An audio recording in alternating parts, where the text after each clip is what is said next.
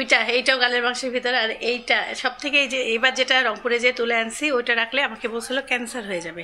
Black colour যা লাগবে সাইফানকে আমি আসলে বুঝতে পারতেছি না, কাপড় আমার পিছ ছাড়তেছে না, না আমি কাপড়ের পিছ ছাড়তেছি না। আমি এটা বের করে আশ্চর্য হয়ে গেছি। আজকাল সুপার শপগুলোতে চিন্তা করেন, আপনারা আমার জন্য দোয়া করবেন, আল্লাহ যেন এরকম বিপদ কাউকে না ফেলে, এই দোয়া করি। আসসালামু আলাইকুম, সবাই কেমন আছেন? আশা করছি সবাই খুব ভালো আছেন। আমরা আল্লাহর রহমতে ভালো আছি। কালকে রাতে দাঁতের কাজ করে আসার পরে আর ক্যামেরা অন করি নাই। আলহামদুলিল্লাহ ভালো আছি, কিন্তু কিটকিট কিটকিট কিটকিট ব্যথা হচ্ছে আর চোখের ফুলে গেছে একটু। একবারে কালকে ফাইনাল রুট ক্যানেল করে দিছে, মাপ নিয়ে তারপরে হলো ক্যাপ বসাই দিবে ইনশাআল্লাহ। তাড়াতাড়ি সবাই হবে না, আসো।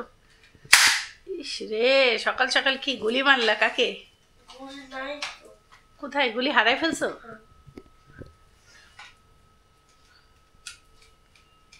তীর তীর এটা। আজকে আমাদের স্কুলে কুকিং ক্লাস, সো কুকিং হবে হচ্ছে শাসলিক। একটু আমার জন্য আনিও, একা একা খায়ও না কিন্তু। মিস্টার দেয় দুইটা দেয়, একটা দেয়। কি অবস্থা আপনার? ঘুম থেকে উঠতে চান নাকি আজকে? ঘুম হয় নাই আপনার? না, আপনি অনেক আর্লি শুইতে গেছেন, নাটক করেন। কখন? আপনি আমার সাথেই ঘুমাইছেন আজকে 10:30টায়।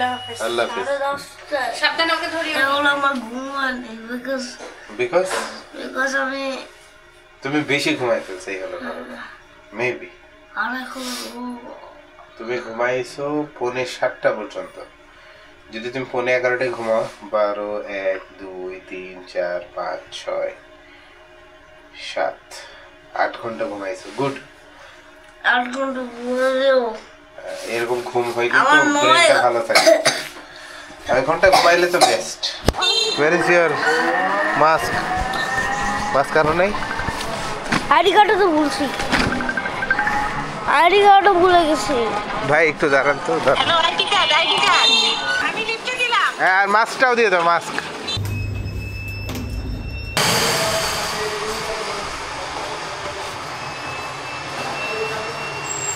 মাস্ক পাইছে? চলো।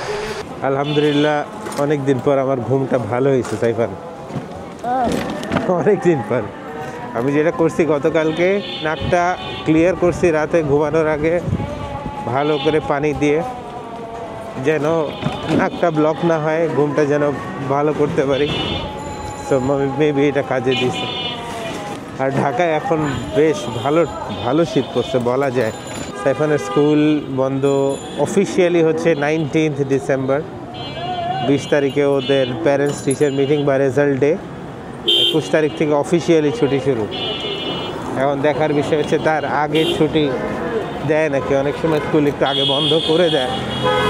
ওদের মিসকে জিজ্ঞাসা করছিলাম, ক্লাস টিচারকে, মিস আমাকে আগে, এর মধ্যে না, তাও 2-3 সপ্তাহ আগে। তখন উনি বলছে যে এখনো কিছু শিওর না। আজকে কিছু খাইছিলে সকালে নাস্তা? কিছু খাও না, খালি পেটে? ওকে, আল্লাহ হাফিজ, গুড লাক। ওয়ালাইকুম আসসালাম। পেঁয়াজের কলি তো খুব সুন্দর এটা ভাই। এটা কি আটি সিস্টেম? কি সিস্টেম বুঝি না তো।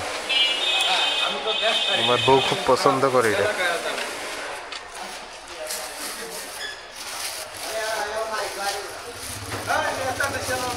সবজি কি নিব কিছুই বুঝতেছি না। ঢেঁড়সগুলা একবার মনে হইলো নেই, ঢেঁড়স খাবো কি দিয়ে, এই আবার চিন্তা করে আবার নিলাম না। গতকালকে আপনার আপা রিক্সায় বলতেছিল থাকা অবস্থায় যে একটা বাঁধাকপি নিলেও হইতো, সেই জন্য একটা বাঁধাকপি নিলাম। আবার মিষ্টি কুমড়ার কথাও বলছিল, কিন্তু সেটা আবার নিলাম না। দেখা যাক। এখন না আসলে আপনার আপারও রান্না করতে মন চাচ্ছে না, কেমন যেন শীত পড়লে কেমন যেন হয় না, ওই অবস্থা। আমরা তো সকালবেলা সচরাচর ভাত খাই না। কালকে রাতে এই যে এসে ভাত খাইনি আমি, সাইফান ভাত ধরাই গেছে। আজকে নাস্তাতে ভাবতেছি ভাত খাই। ভাত আছে, মুরগির মাংস আছে, তারপরে এই যে সবজি আছে, আবার একটু গরুর মাংস আছে। 3 প্লেট হয়ে যাবে।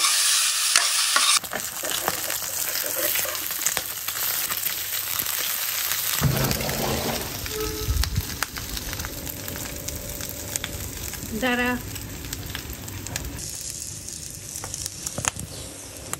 আয় আয় আয় আয় আয় আয়।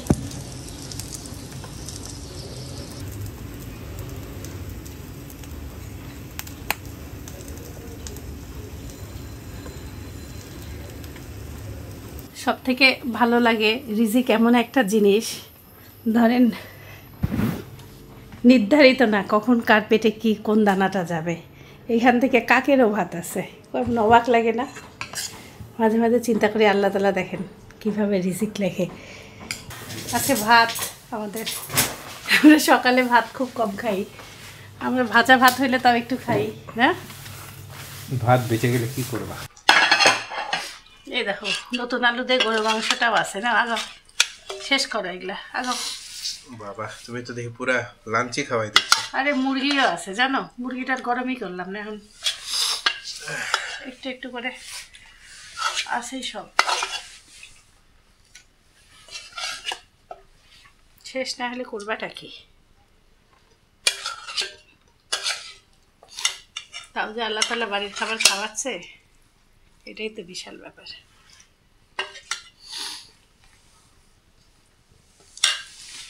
এই ভাতটা শেষ করবো আজকে, নাহলে আমার কাক আছে, সমস্যা নেই, কাক আছে, পাখি আছে। কালকে আদা পোয়া চাল রান্না করছি, তারপরে এত ভাত বাঁচাটা একদম অস্বাভাবিক।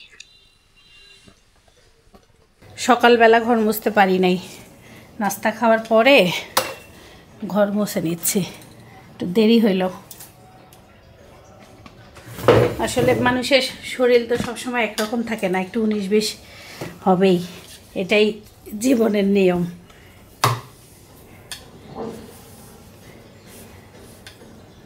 তারপরও আল্লাহর রহমতে অনেক ভালো আছি। আমি সব থেকে ভয় পাই কী কারণে আপনাদেরকে বলি, 4টা আক্কেল দাঁত যখন উপরেই ওঠে নাই, তখন এই যে সিটি স্ক্যান ব্রেনের করার পরে তখন ধরা পড়ছে যে 4টা আক্কেল দাঁতই সার্জারি করতে হবে, 4টাই খুব ভয়ানক অবস্থায়। একটা শিকড় উপরে, একটা গালের মাংসের ভিতরে, 2টা, এইটাও গালের মাংসের ভিতরে, আর এইটা সব থেকে এই যে এবার যেটা রংপুরে যে তুলে আনছি ওইটা রাখলে আমাকে বলছিল ক্যান্সার হয়ে যাবে, মানে এমনভাবে এইখান থেকে এই সাইডে। তা আমাকে যখন এটা তুলতে বলছিল, গত 18 বছর এটা আমার শরীরে ছিল, মানে 2007 সাল থেকে 25 সালে তুলছি। ওকে ডাক্তাররাই তখনই 3টা তোলার পরে বলছে এটা থাক, এটা মানে তুলতেই হবে, এটা দেখা যাক কি হয় কি হয়। বারে বারে কেটে কেটে আনতাম। এটা একটা কীরকম যে বিরক্তিকর, যখনই শীতকাল আসে ব্যথা করতো বেশি, আর বারে বারে এই যে গালের মাংসে ঘুতা খাইতো। যখন কৌশিকের বিয়ে হইলো তখন ডাক্তার দেখাইলাম একবার, তখন আমি দাঁতের ব্যথায় মনে হয় আমি অজ্ঞান হয়ে যাবে, এত কষ্ট। আমি দেখা যাচ্ছে 2-3 ঘন্টা সকাল থেকে শুয়ে আছি, আমার কোনো ক্ষমতাই নেই ওঠার, মানে অজ্ঞানের মতন ব্যথা। আমার আব্বু অনেক নামাজে দোয়া করছে, তারপর থেকে ওই ব্যথাটা হয় না, কিন্তু যখনই ডাক্তার দেখাই ডাক্তার বলতেছে এটা যদি না তুলো ক্যান্সার হয়ে যাবে। ইনশাল্লাহ এবার এটা সাহস করে তুলছি, একটু কষ্ট হয়েছে, তাও আল্লাহর রহমতে মানে 4টা আক্কেল দাঁত শেষ। কিন্তু এই আক্কেল দাঁতগুলো তুলতে যায় পাশের দাঁতের আঘাত খাইছে, সেই দাঁতকে বাঁচাইতে যায় রুট ক্যানেল ক্যাপ, মানে যন্ত্রণাটা যে শুধু যন্ত্রণা তা না। আবার আমি যে ছোট ছোট ডাক্তারের কাছে চিকিৎসা করছি এমনও না, তারা ডিপার্টমেন্টাল হেড, বড় বড় ডাক্তার রংপুরের, মানে এমনও, এখন তারা অবসর প্রাপ্ত। এই হলো অবস্থা আমার জীবনের। আবার সেটাকে বাঁচাইতে যায় দেখা যাচ্ছে আমার নিজেরও দেখা যাচ্ছে সামনে একটা দাঁত সমস্যা, আবার ডাক্তার ডিসিশন নিল এই 2-3টা দিয়ে একবারে ব্রিজ বানিয়ে দেবে। তারপরে ব্রিজ আবার কি হলো, কিছুদিন ভালোই গেল, সেই ব্রিজ আবার ভেঙে গেল, সেটাকে আবার একবার চেঞ্জ করতে যায়, আরেকটা দাঁত নষ্টই হয়ে গেল, তখন 3টার জায়গায় 2টা দাঁত টিকলো। মানে এই হচ্ছে আমার দাঁত নিয়ে আমার জীবনে। আল্লাহর রহমতে অন্য কোনোভাবে আল্লাহ তাআলা আমাকে বিপদে ফেলেনি। যতটুকু আমি দাঁত নিয়ে জীবনে ভোগান্তি পড়ছি, আমার দাঁতের ডাক্তারের কথা শুনলেই আমার মাথা চাবানো ব্যথা, আর চিকিৎসা তো দূরের কথা, মনে হয় মরে গেলেই ভালো, এমন একটা ভিতরে অনুভব হয়। আল্লাহর কাছে আমি দোয়া করি আল্লাহ যেন সব চিকিৎসা ভালো মতন হয়, এটাই। এখন এই তো আল্লাহর রহমতে ভালোই আছি, কিন্তু টেনশন একটা কেমন জানি ঘাবড়ায় যাই, অস্থির হয়ে যাই। আল্লাহর রহমতে এই ডাক্তারটাকে আমার ভালো লাগছে, না চিকিৎসা ভালো, ব্যবহার ভালো, আর ব্যথাটাও আমার কম। আর উনি আমাকে এবার কোনো অ্যান্টিবায়োটিক ট্যাবলেটই দেয়নি, একটা ব্যথার ওষুধ দিছে একদম, আর একটা হলো গ্যাসের ওষুধ দিছে। আপনারা আমাদেরও দোয়া করবেন, আল্লাহ যেন এরকম বিপদ কাউকে না ফেলে, এই দোয়া করি। আর আমার আব্বু সবসময় আমাকে বলতো, আমাকে যদি আল্লাহ তাআলা এরকম 4টা দাঁত না দিত, যে শিকড় উপরে আর নিচে হচ্ছে দাঁত, ধরেন এটা হলো যারা হলো এই যে দাঁত নিয়ে পড়াশোনা করে ডেন্টিস্ট, তারা বলে এটা সৃষ্টির ভুল, কিন্তু আসলে তো সৃষ্টির ভুল বলা যাবে না, আমি নিজে বলতেছি। কারণ আল্লাহ তাআলা যদি আমাকে এই দাঁতটা না দেয়, ওই ডাক্তার কিভাবে এই জিনিসগুলো শিখবে? আমার আব্বু আমাকে বলতো, তারও তো রিজিকের ব্যবস্থা, তারও তো এখান থেকে একটা সার্জারির ব্যবস্থা, মানে আমার আব্বু আমাকে এইভাবে করে সান্ত্বনা দিত। তো এই কথাটা একদম সত্য, ভয়ানক কিছু না থাকলেও তো ডাক্তারকে নিয়ে চিকিৎসা করবে, এটাই। আল্লাহ তাআলা তো কাউকে না কাউকে তো আমার মতন ধরেন এমন রোগ বালাই তো দিবেই, এটাই। সব কিছুই আসলে এক একটা পরীক্ষা।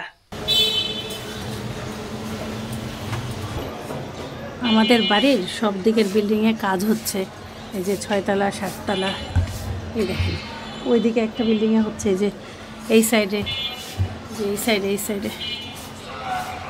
এই জন্য বারান্দার দরজা খুললেও সমস্ত বাড়ি ধুলাবালা, ওইদিকে বারান্দার দরজা খুললেও একই অবস্থা। সাইফানের বাবা বলছে সব দরজা ভিড়ায় রাখবা, এমন ধুলা ঘরে, মানে কোনো কিছু আর ঠিক থাকতেছে না এই ধুলার কারণে। বিশাল বড় সাইজের একটা বাঁধাকপি আনছে, উরে আল্লাহ কি ওজন রে, এই একটাই তো 4 দিন লাগবে খেতে। নতুন আলু আর এই যে ফুলকি উঠে গেছে। ওই দিন আমি ভুলে আসলে ফুলকি বলছি, আমি আসলে চিনি না। অনেকে আপনারা বলছেন এই যে পেঁয়াজের মধ্যে যে পাতাটা, এটা ফুলকি।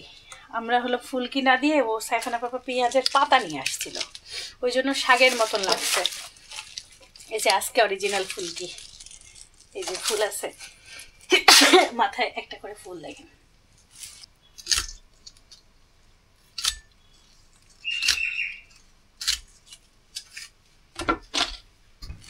আজকে নতুন আলু দিয়ে ভাজি করি, ওই দিন ভালোই লাগছিল।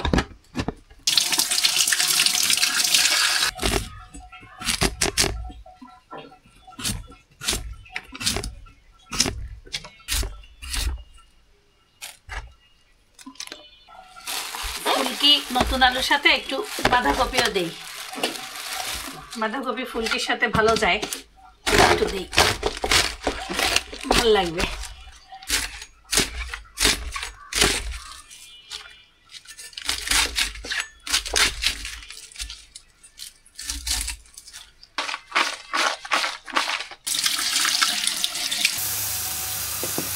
বিসমিল্লাহ। ফুলকি ভাজিতে হলুদ দিব না, একদম কালারটা এমনই থাকবে, ভাল লাগে দেখতে। এই কচু আম্মু আসার সময় ঈশ্বরদী থেকে নিয়ে আসছিল, এটা খাওয়াই হয়নি। আব্বুকে কচু দেওয়া যাবে না, আর আম্মুর ডায়াবেটিক, আম্মুরও কচু খাওয়া যাবে না, এই জন্য আবার রান্নাও হয়নি। আজকে আমি চিংড়ি মাছ দিয়ে কচুটা রান্না করি।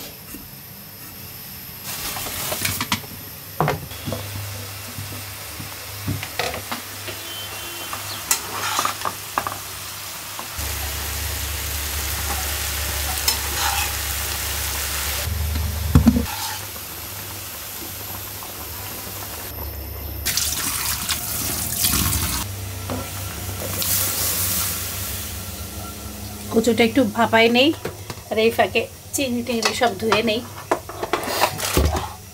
চিংড়ি মাছ আমি দেখেন ফ্রিজে রাখি কীভাবে। এখন এই যে মাথা আর লেজ ফেলে দিব, হয়ে গেল পরিষ্কার। এখানে একটা রগ আছে, একসাথে টানলেই চলে আসে।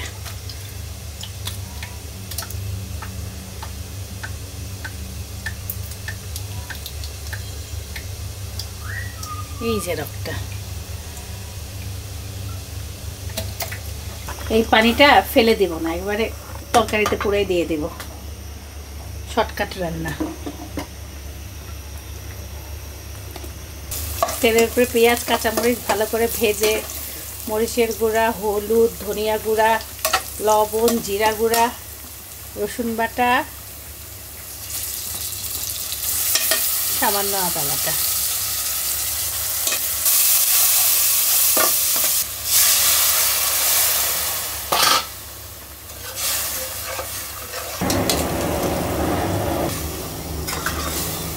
ভালো মতো চিংড়ি কষানো শেষ।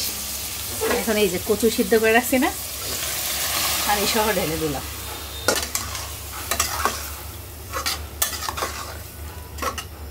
নামানোর আগে খালি জিরা গুঁড়া দেবো। এবার ইজি রান্না, আর একটু হোক।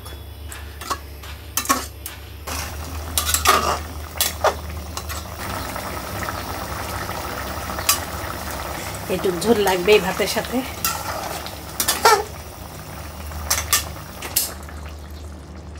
কালারটা খুব সুন্দর আসছে। এই কয়দিন থেকে এখান থেকে মানে যে কোনো কিছু দিলে গোছায় রাখার চেষ্টা করতেছি। আমি তো এক নাম্বার এলোমেলো, তাও ইদানিং খুব চেষ্টা করতেছি যেন জায়গাটা একদম জিনিসগুলো জিনিসের জায়গায় থাক।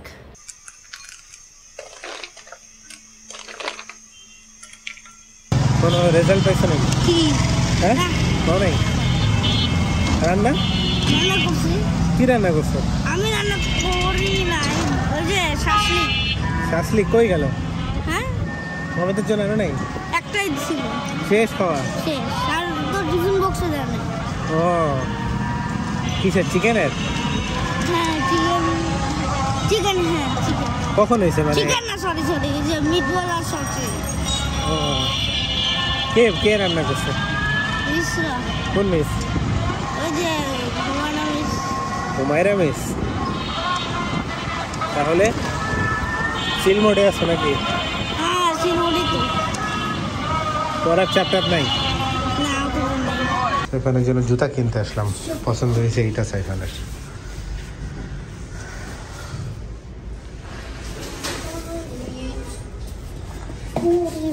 হেভি আছে, এটা ভারী, হালকার মধ্যে খুঁজতেছি। আরাম আছে?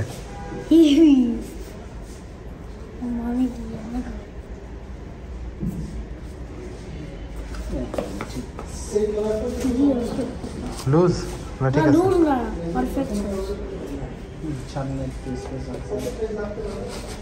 কমফোর্টেবল? সাইজ ঠিক আছে? আচ্ছা। সাইফানের আমরা জুতাটা তো পাইলাম, বাট মোজা পাই নাই ভালো, কালো। আমরা সাদাটা পেয়েছি। সাদা মোজা দিয়ে কাজ চালাইতে হবে। হ্যাঁ অবশ্যই, সাদা মোজা, কালো কালো জুতা। সেই সেই বাবা ছেলে স্কুল থেকে এসে সুন্দর একটা জুতা কিনে নিয়ে আসছে, ব্ল্যাক কালার। যা লাগবে সাইফানকে, মাশাআল্লাহ। পরে দেখা একটু দেখি, আরাম পাচ্ছ? অবশ্যই। এই যে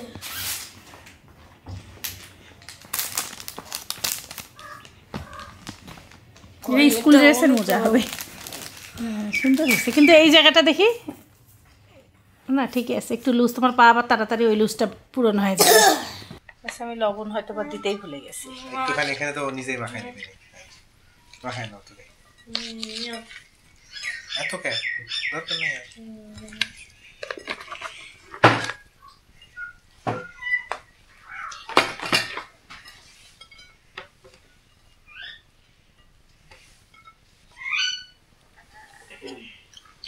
সাইফানের ভাজি নাও, তোমার পছন্দের ভাজি। খাবো না। সবজি বাধ্যতামূলক আমাদের বাসায় সবার খাইতেই হবে, খাবো না বলতে কোনো কথা নেই। বেশি করে দাও।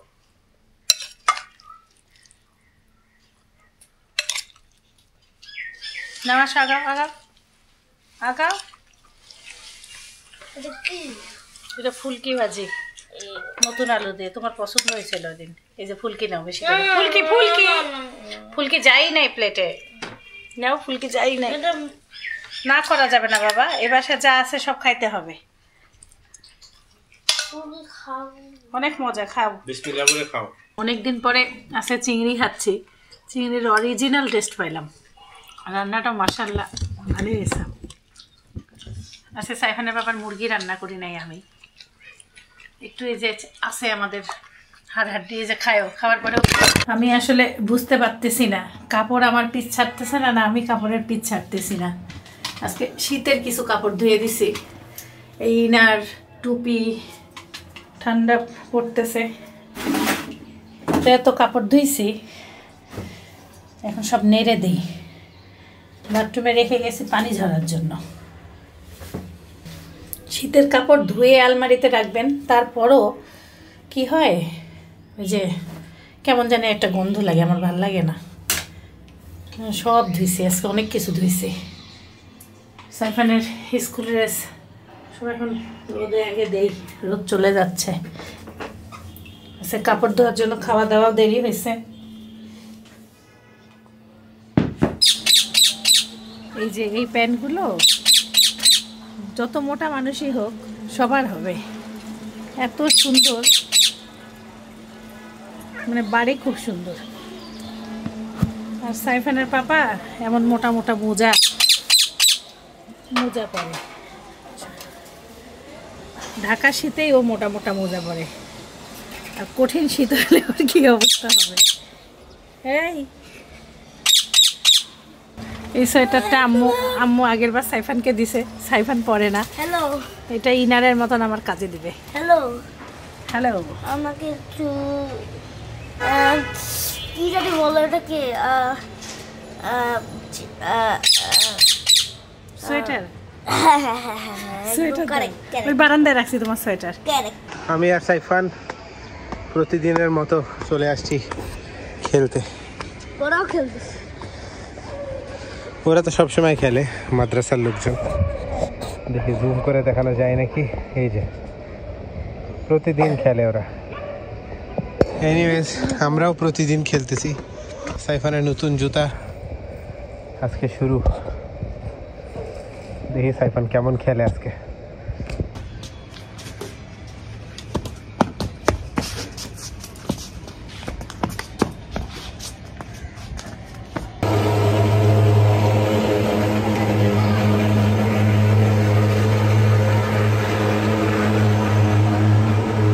সাইফান আজকে বেস্ট খেলা দিয়েছে এতদিনের, না?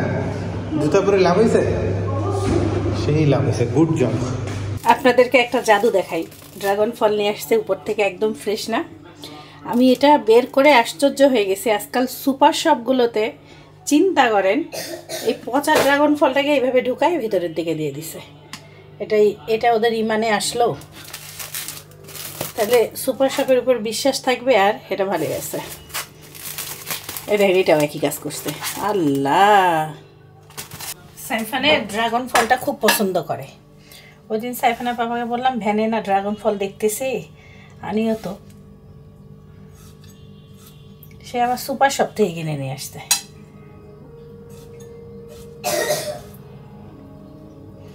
আর আমার কাছে সাদা ভিতরে যেটা, সেটা বেশি ভালো লাগে। এটা লাল। কিছুদিন আগে বড় সাইজের গুলো খাইতেই নিষেধ করছে। গোটা এক সপ্তাহ রুটি ছাড়া চললাম। আজকে রুটি বানাই সন্ধ্যার পর পরেই। ওই যে ওদের ফলটাল দিয়ে আসছি, এখন আগে পানি গরম দিছি।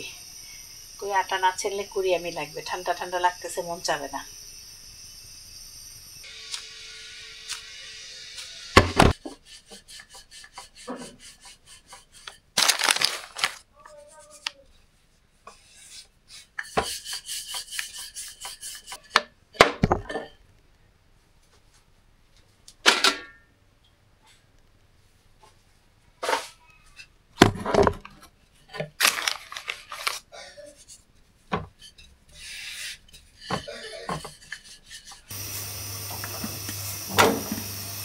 আমার রুটি বানানো শেষ আল্লাহ রহমতে। এই যে, আর সাইফানের মিসটা ছবি পাঠাইছে, দেখতেছি।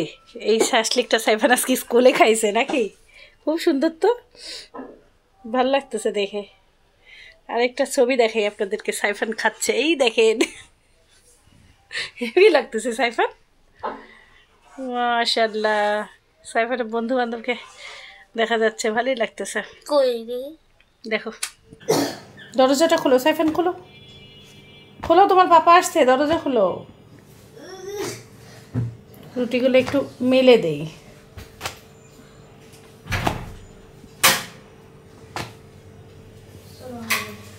আসসালামু আলাইকুম।